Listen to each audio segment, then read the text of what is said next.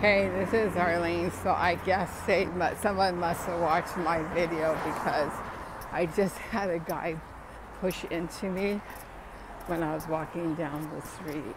He was wearing a mask though, so I just wanted to do that video. It happened just like actually across the street from where I live, so I thought that was interesting. He already crossed Wilton, so I just thought that was interesting that it happened. So somebody must be watching my videos. And it happened, yeah, across from 5624, Santa Monica Boulevard. So it is what it is, but now I'm just going to give me more material to do videos. So that's all.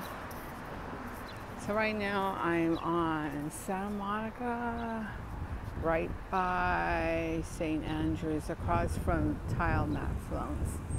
So I just wanted to do a really quick